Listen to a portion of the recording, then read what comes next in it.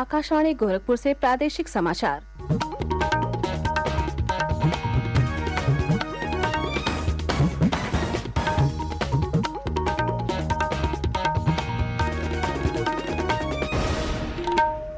नमस्कार। समाचार बुलेटिन के साथ मैं सोनी निगम। पहले मुख्य समाचार। प्रधानमंत्री नरेंद्र मोदी 13 जनवरी को वाराणसी में विश्व के सबसे बड़े नदी क्रूज MV गंगा विलास को हरी झंडी दिखाकर असम के डिब्रूगढ़ के लिए करेंगे रवाना। केंद्रीय कृषि मंत्री नरेंद्र सिंह तोमर ने वाराणसी में अंतर्राष्ट्रीय संगोष्ठी सुफलाम का किया शुभारंभ। कहा, जलवायु परिवर्तन के नतीजे चिंताजनक। पर्यावरण को बचाने के लिए पूरा विश्व भारत की ओर देख रहा। राष्ट्रीय स्वास्थ्य मिशन के तहत टीकाकरण से छूट गए 5 वर्ष तक के बच्चों और गर्भवती महिलाओं के लिए आज से शुरू हो रहा है विशेष टीकाकरण अभियान। और प्रदेश में गलन भरी ठंड का दौर जारी। कई जिलों में तापमान रिकॉर्ड निचले स्तर तक पहुंच रहा।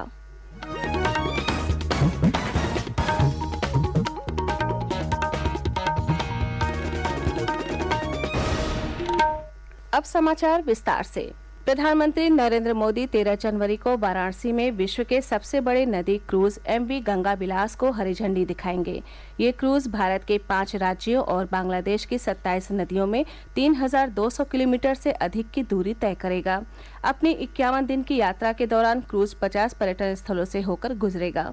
इनमें विश्व धरोहर स्थल, राष्ट्रीय पार्क, नदी घाट और प्रमुख शहर शामिल हैं। इन शहरों में बिहार में पटना, झारखंड में साहिबगंज, पश्चिम बंगाल में कोलकाता, बांग्लादेश में ढाका और असम में गुवाहाटी है। MV गंगा विलास क्रूज 62 मीटर लंबा और 12 मीटर चौड़ा है।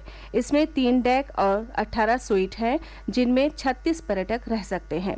क्रूज पर पर्यटकों की यात्रा को आरामदायक और स्मरणीय बनाने के लिए सभी सुविधाएं उपलब्ध कराई गई हैं।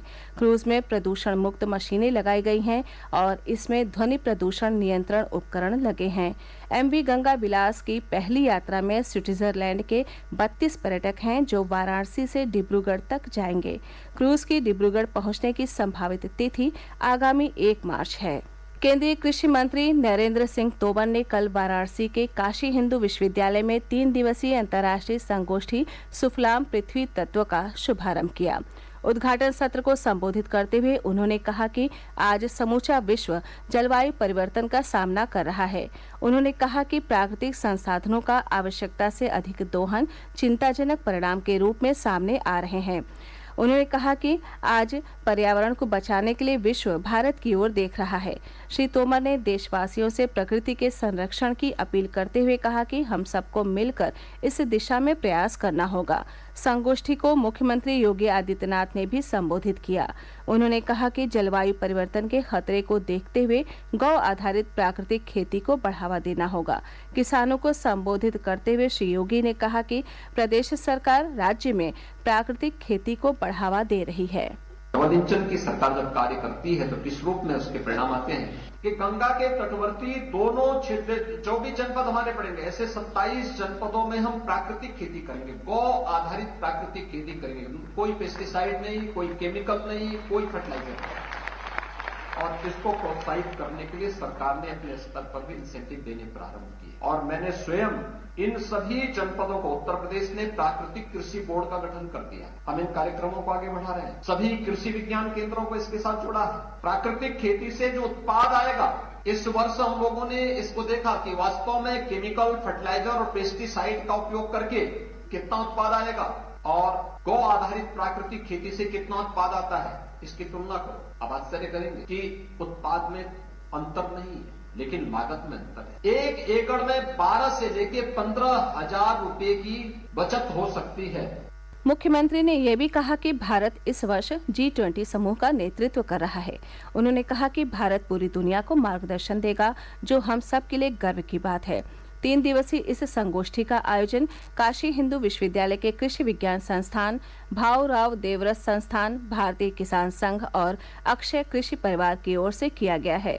संगोष्ठी में कई देशों के कृषि वैज्ञानिक भाग ले रहे हैं, जिसमें पृथ्वी और प्रकृति के संरक्षण पर विशेष चर्चा हो रही है।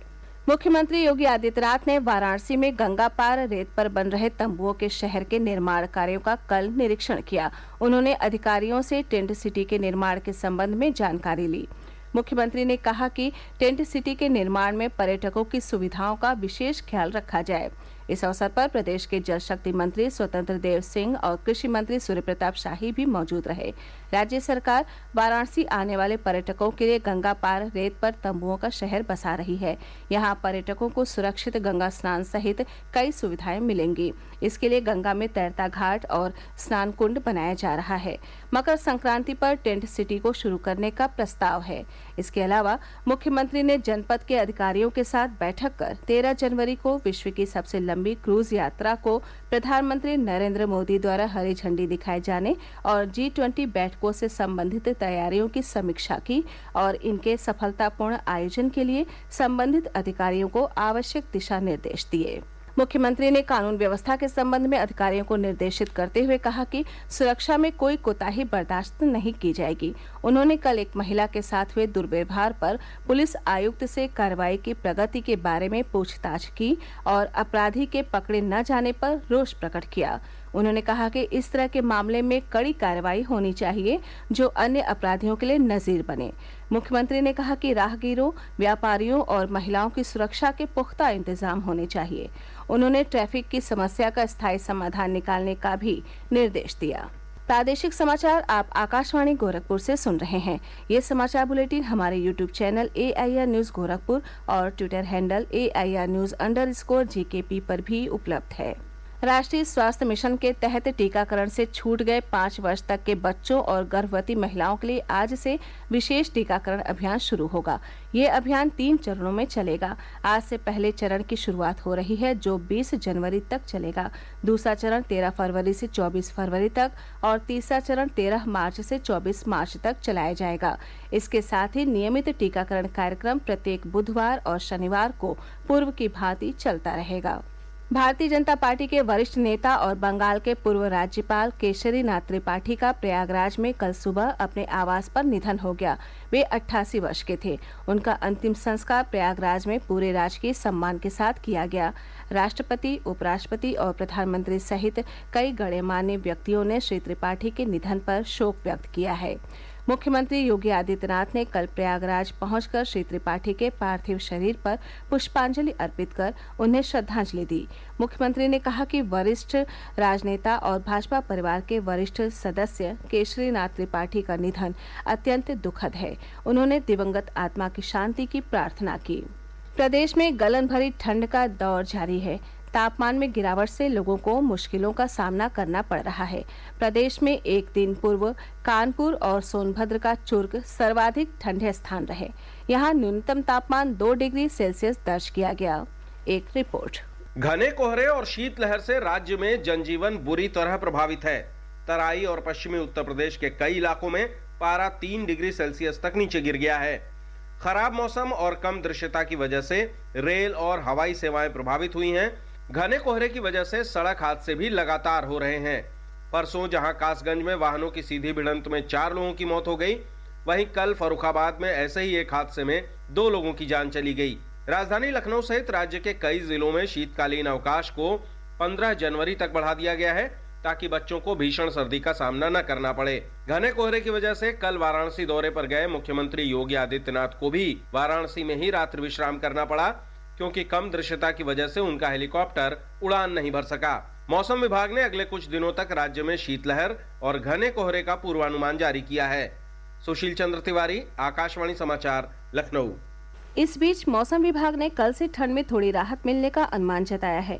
विभाग के अनुसार पश्चिमी विक्षोभ के सक्रिय होने से पहाड़ों पर अगले कुछ दिनों के दौरान वर्षा हो सकती है। तेज हवाएं चलने से प्रदेश में कोहरा छटने और धूप निकलने की संभावना है। हालांकि रात के समय गलन भरी ठंड जारी रहेगी।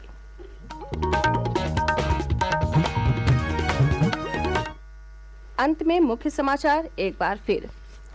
प्रधानमंत्री नरेंद्र मोदी 13 जनवरी को वाराणसी में विश्व के सबसे बड़े नदी क्रूज MV गंगा बिलास को हरी झंडी दिखाकर असम के डिब्रूगढ़ के लिए करेंगे रवाना। केंद्रीय कृषि मंत्री नरेंद्र सिंह तोमर ने वाराणसी में अंतर्राष्ट्रीय संगोष्ठी सुफलाम का किया शुभारंभ। कहा, जलवायु परिवर्तन के नतीजे चिंताजनक, पर्यावरण को बचाने के लिए पूरा विश्व भारत की ओर देख रहा। राष्ट्रीय स्वास्थ्य मिशन के तहत टीकाकरण से छूट गए 5 वर्ष तक के बच्चों और गर्भवती महिलाओं के लिए आज से शुरू हो रहा है विशेष टीकाकरण अभियान। और प्रदेश में गलन भरी ठंड का दौर जारी, कई जिलों में तापमान रिकॉर्ड निचले स्तर तक पहुंच रहा। इसी के साथ ये समाचार बुलेटिन समाप्त हुआ। नमस्कार।